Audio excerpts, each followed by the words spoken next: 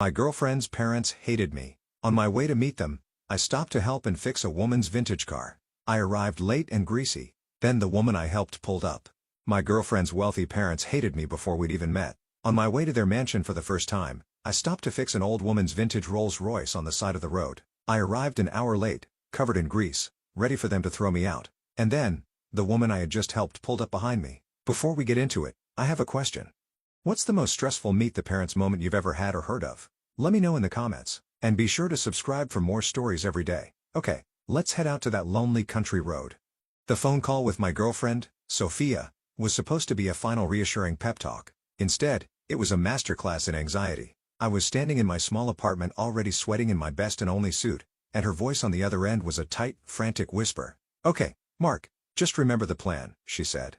"When my father asks what you do not say you own a garage. You say you are in specialized automotive management. And if my mother asks about your hands, you tell her you've been doing some recreational woodworking. Whatever you do not mention the words engine oil or transmission fluid." "Sophia, honey," I said, trying to make a joke of it. "I am a mechanic. It's what I do. It's who I am. I built my business from the ground up. I'm proud of it." "I know you are," she whispered, and I could hear the genuine pain in her voice. "And I'm proud of you. But they're different. They come from a different world. They won't understand.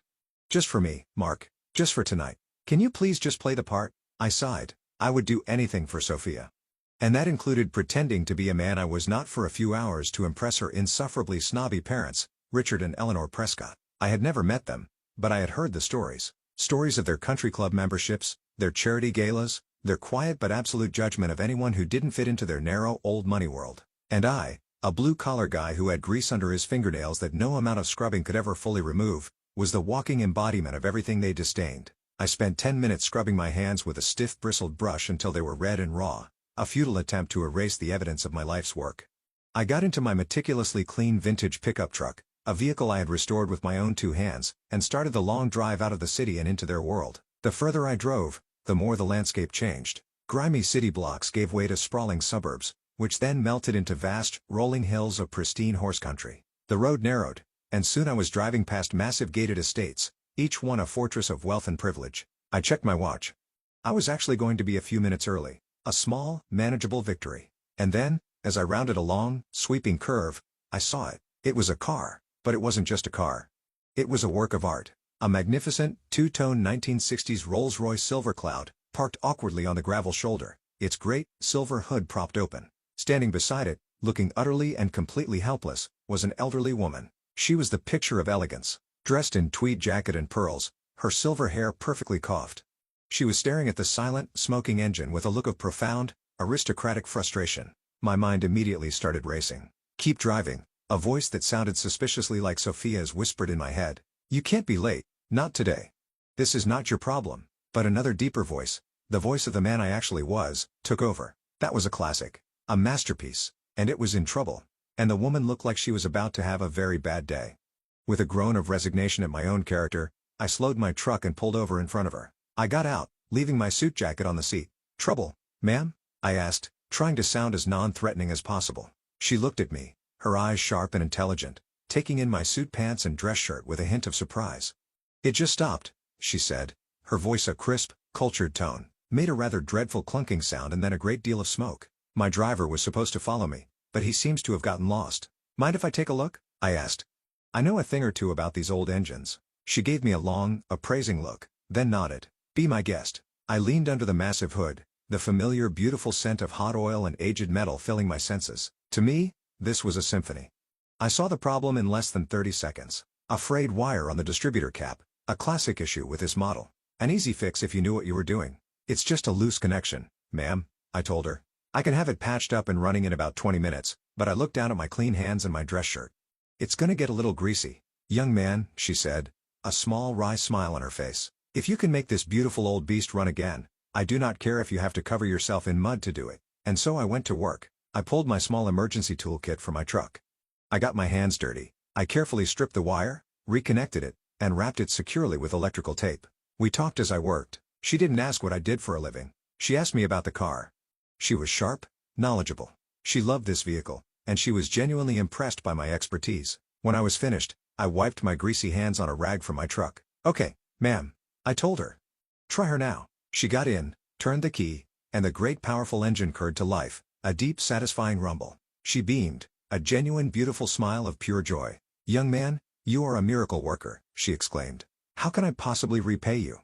"Just knowing she's running again is all the payment I need," I said, my own heart full. "You have a wonderful day, ma'am." "You as well," she said, her intelligent eyes seeming to hold mine for a long moment. Then, with a final grateful nod, she put the car in gear and drove away, a queen in her newly resurrected chariot.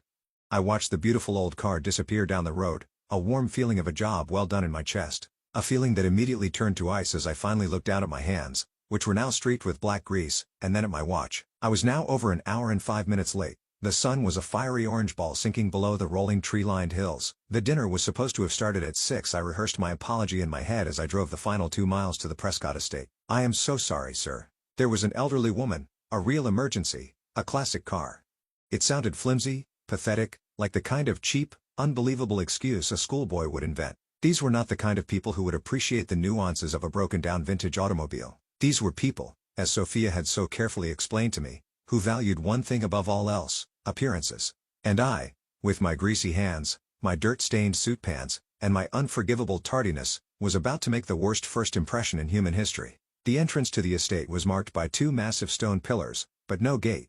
It was a statement of quiet, old-money confidence. The driveway, a long winding river of perfectly white gravel, crunched under my tires. It led through a landscape so perfectly manicured it looked unreal, finally opening up to reveal the house itself. Mansion was the only word for it. It was a sprawling 3-story brick Georgian manor with dozens of tall, glittering windows, all of them lit from within like a grand festive cruise ship. I parked my humble, if lovingly restored, pickup truck at the far end of a circular driveway that was already lined with expensive German sedans. I felt like a dinghy tying up next to a fleet of yachts. For a long moment I just sat there, my hands gripping the steering wheel, my heart hammering against my ribs. I tried to clean the grease from under my fingernails with a useless paper napkin from the glove box, a futile gesture that only seemed to smear the blackness. This was it.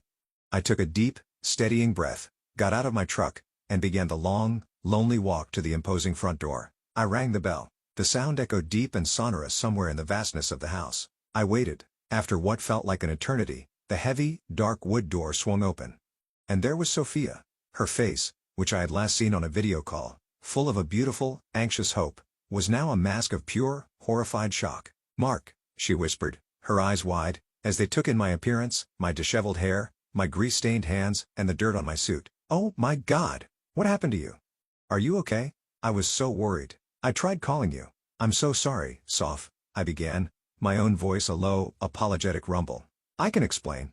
I was on my way, and there was this old woman on the side of the road. Her car had broken down, and I felt I had to stop and help her, but I never got to finish." 2 figures emerged from the grand hallway behind her, stepping into the warm glow of the porch light. It was them. Richard and Eleanor Prescott. They were exactly as Sophia had described them, only more so. He was tall and silver-haired, dressed in a perfectly tailored smoking jacket. His face was a mask of cold, aristocratic disdain. She was impossibly elegant, her pearls gleaming, her expression of bored, chilly disapproval. They looked at their daughter's horrified face, and then they looked at me, and their expressions hardened into something that was beyond simple disapproval. It was a look of pure, unadulterated contempt. "So," Richard Prescott said, his voice a low, cutting drawl that was as sharp and as cold as a shard of glass, "this is him, the mechanic. I am so incredibly sorry for my tardiness, Mr. and Mrs. Prescott," I stammered, my carefully rehearsed speech turning to ash in my mouth. There was a woman on the road. Her vintage car had broken down, and I felt I had to stop and help her. Richard held up a hand, silencing me instantly. "We do not care for your excuses, young man. Punctuality in our world is not a suggestion. It is the baseline requirement of respect, a requirement you have clearly failed to meet on this, our very first meeting." His wife, Eleanor, then stepped forward, her eyes as cold and as hard as her diamond earrings, raking over my appearance with a look of physical disgust. She looked at my greasy hands, and a small cruel smile touched her lips. "Sophia told us you are a man who works with his hands," she said, her voice dripping with a sweet venomous disdain. "I see you've made no effort to hide the fact. How charmingly rustic of you." I just stood there, speechless. The double-barreled shotgun blast of their snobbery had left me completely disarmed. "I think it's best if we reschedule this visit, Mark," Richard said, his tone one of a man dismissing a servant. He was not even looking at me anymore. He was looking at his daughter. "Perhaps for a time when your friend can present himself with a modicum of the dignity we expect in this house." He then turned his back on me, a final, absolute act of dismissal. Defeat was a cold, bitter taste in my mouth. I had failed. I had played their game, and I had lost spectacularly. I gave Sophia one last heartbroken look, a silent apology for not being the man her family wanted, and I turned to walk back into the darkness, my future with her feeling as distant and as cold as the stars. But before I could take a single step off the grand imposing porch, the sound reached me. It was a sound I knew intimately, the deep, beautiful, and profoundly familiar rumble of a classic V12 Rolls-Royce engine. A pair of bright, powerful headlights swept across the manicured lawn, illuminating the four of us in a sudden dramatic glare. I froze, my hand on the railing, my heart giving a single, hopeful, and utterly confused leap. I knew that sound.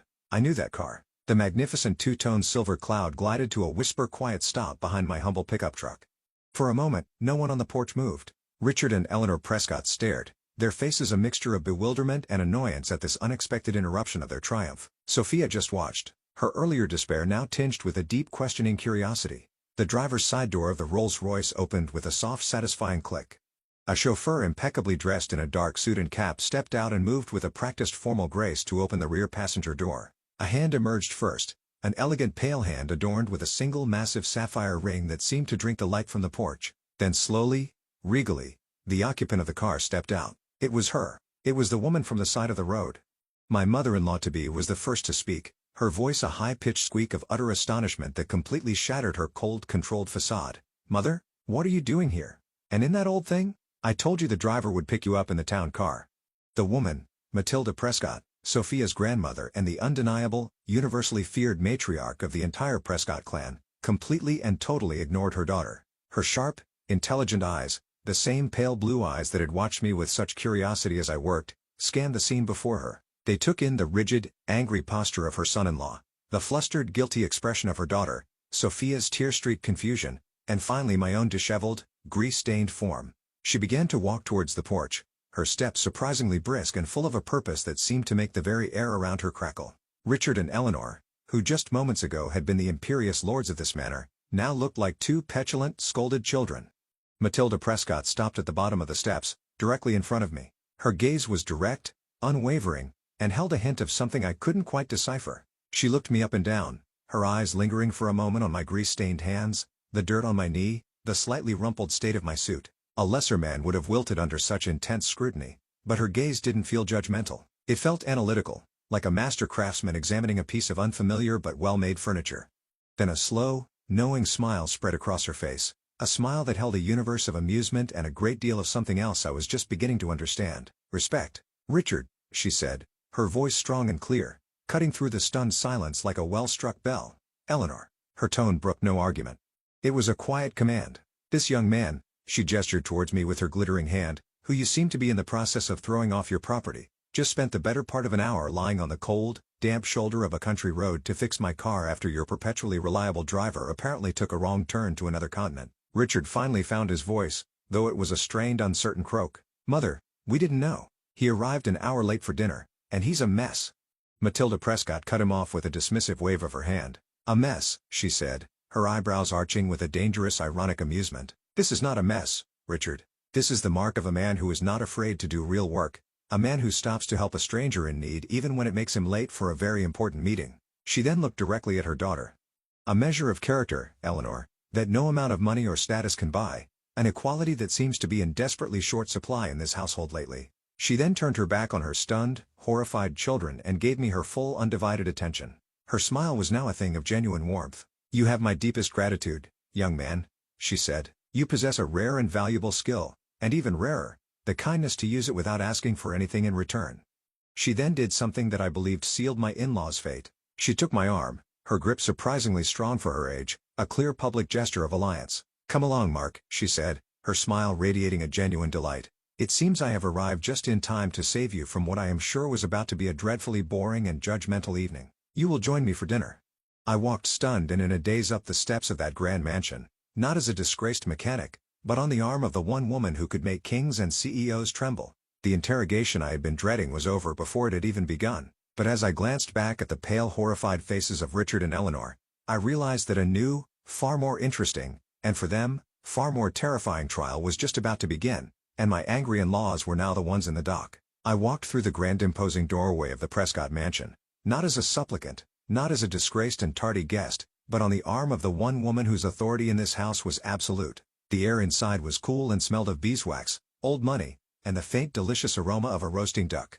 A tall, impossibly thin butler, who I later learned was named Henderson, stood in the vast marble foyer. He looked at my grease-stained hands and dirty suit with a flicker of professional horror, but his expression immediately smoothed into a mask of perfect neutrality when he saw my escort.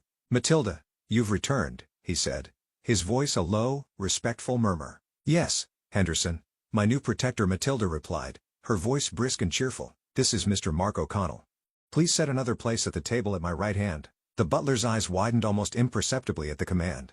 The seat to the right of the matriarch. It was the seat of honor, a place, I would later learn, that my own father-in-law-to-be, Richard, had coveted for years. We were followed into the house by the silent shell-shocked remnants of the welcoming committee. Richard and Eleanor Prescott, who just moments ago had been the imperious lords of this castle, now trailed in our wake like chastened children.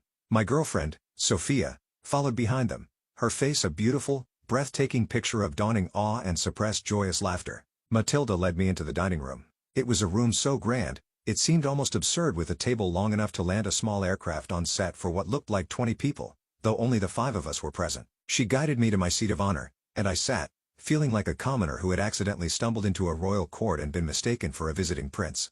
The dinner that followed was the most surreal, the most satisfying, and the most terrifying 90 minutes of my entire life. It was not a meal, it was a performance, a quiet, brutal, and masterfully executed play with Matilda as the sole director and her own children as the hapless, humiliated supporting cast. She completely and totally ignored them. For the entire meal, her focus was a laser beam directed only at me. She did not ask me about my income or my family or my future financial prospects. She asked me about me. "So, Mark," she began, after the butler had poured us both a deep ruby red wine, a 1960s Silver Cloud, a magnificent machine, but a notoriously temperamental one. "The fuel pump, I'm told, is a nightmare. What's the secret to keeping the pressure consistent?" And so I told her. I spoke of my passion, of my craft. I talked about the elegant simplicity of a carburetor, the lost art of hand-tooling a custom part, the unique satisfaction of bringing a beautiful forgotten old engine back to life. I spoke not as a greasy mechanic, but as an artisan, a craftsman, a man who truly loved his work. And she listened, her sharp, intelligent eyes never leaving my face, asking smart, insightful questions, her interest genuine and absolute. At one point, Richard, my future father-in-law, clearly unable to bear the irrelevance any longer, tried to interject. "Speaking of investments, Mother," he began, his voice a little too loud, "the market for pre-war classics is showing a significant downturn." Matilda cut him off with a cool dismissive wave of her hand. "Richard, please," she said without even looking at him. "We are discussing things of actual tangible value tonight, not your imaginary numbers on a screen. Mark is a man who builds things, a concept I fear is becoming quite foreign to this family." The verbal slap was so sharp, so precise that Richard physically flinched and retreated into a sullen, resentful silence for the rest of the meal. Later, Eleanor, my future mother-in-law, made a desperate attempt to regain some ground. "The duck is simply divine, isn't it, Mother? I had the shaft flown in from New York."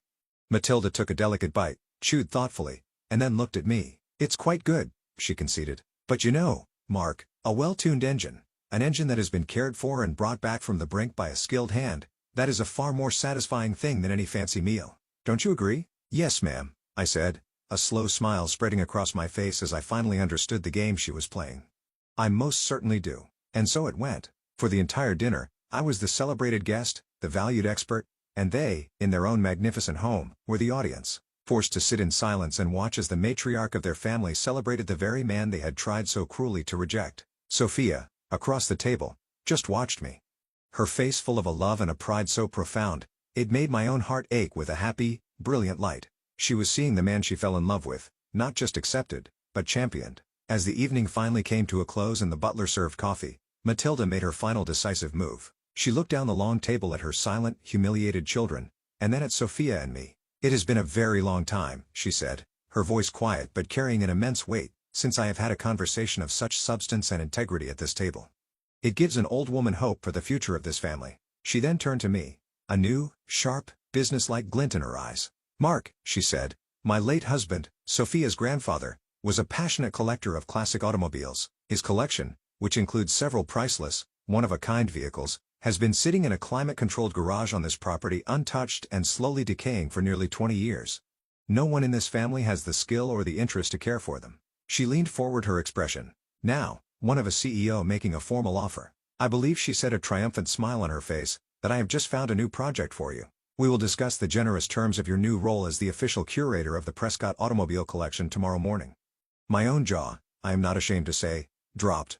Richard and Eleanor just stared.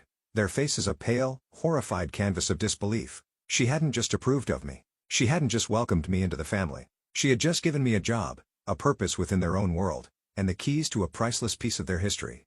The greasy mechanic they had tried to throw out of their house had just been put in charge of the family jewels. The silence in the grand dining room following Matilda Prescott's announcement was a thing of beauty. It was a silence filled not with tension, but with the deafening sound of my in-laws' world being turned completely and irrevocably upside down. I looked across the table at my girlfriend, Sophia. The look of pure, radiant, and triumphant love on her face was a sight I would cherish for the rest of my life. She wasn't just happy for me, she was vindicated. The man she loved, the man her parents had deemed a dirty, unpresentable commoner, had just been knighted by the Queen herself. My future father-in-law, Richard, looked as though he had been physically struck. His mouth opened and closed silently, like a fish gasping for air. My future mother-in-law, Eleanor, was a statue of pure pale horror, her wineglass frozen halfway to her lips. They had lost. In their own home, at their own table, they had been utterly and completely outmaneuvered. Their judgment had been judged and found wanting. I finally found my voice, a humble and slightly shaky thing. Ma'am, don't know what to say.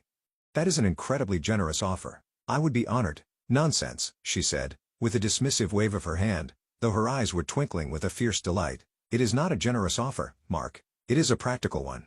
I am saving a priceless piece of my late husband's history from slowly turning to dust at the hands of people who see it only as a number in a ledger. You, I can tell, see the soul in the machinery. That is a skill that cannot be bought. As Sophia and I were finally preparing to leave hours later, after a long and wonderful conversation with Matilda about the glories of the 1930s Duesenberg engine, my in-laws made one last desperate stand. They cornered Matilda in the grand foyer. Mother, you cannot be serious, Eleanor hissed, her voice a low, furious whisper. You are not actually planning to give this grease monkey access to Father's collection. It's a priceless piece of our family's heritage. Matilda turned, and the warm grandmotherly woman I had been speaking to all evening vanished, replaced by a figure of such cold, aristocratic authority that even I took an involuntary step back. Eleanor, she said, her voice like ice. Let me be perfectly crystal clear. This family's heritage is not in its cars or its houses or its stock portfolios. This family's heritage is supposed to be in its character. A quality this young man has displayed in abundance, and a quality you and your husband, she gave a withering glance at Richard, have shown a shocking lack of tonight. She then turned to me. Mark has my complete and total confidence. He is a man of skill, decency, and kindness. He is a welcome and much-needed addition to this family. You will show him the respect he has earned. Do I make myself clear? Yes, Mother, Eleanor whispered, her face pale, her eyes fixed on the floor. Matilda then smiled at me again. Henderson will give you the keys to the West Garage in the morning, Mark, she said. Have fun. The months that followed were a quiet revolution. Our wedding was a beautiful, joyful affair. My in-laws were there, their smiles strained, but their behavior impeccably polite. They were terrified of Matilda, and it showed. The day after our honeymoon, I walked into the fabled West Garage for the first time with Sophia at my side. It was a car lover's heaven, a dusty, silent cathedral of automotive greatness. There were pre-war Bugattis, classic Ferraris, ancient magnificent American muscle cars. It was a lifetime of work, a project of pure joy, and it was now my responsibility, my purpose. I never had to pretend to be a man of automotive management again. In fact, Matilda insisted that I invite the in-laws to the garage to walk them through my restoration work, to explain the intricate mechanics of a carburetor, to let them see me in my element, my hands covered in the honest, noble grease of my trade. It was her own quiet, sustained, and brilliant form of revenge on my behalf. One evening, months later, Sophia and I took one of the restored cars, a beautiful 1965 Jaguar E-Type, for a drive through the countryside. The sun was setting, the air was cool, and my beautiful wife was sitting beside me, a look of pure, happy contentment on her face. I thought back to that first terrible night, to the dread and the fear I had felt on my way to meet her parents. I had been so ready to hide who I was, to pretend to be someone more respectable to win their approval, and yet it was the one simple, authentic act of kindness, the act of a mechanic stopping to help a stranger with her car, that had won me everything. My vindication was not in their humiliation, but in the profound, beautiful truth of that moment. I had not been accepted in spite of who I was. I had been welcomed, celebrated, and ultimately triumphant because of it. I had been true to myself and, in doing so, had found a new and far better family, grease stains and all. An absolutely perfect story about how true character is always more valuable than superficial status. What do you think of the way the matriarch, Matilda, put her own family in their place? Let us know your thoughts in the comments below.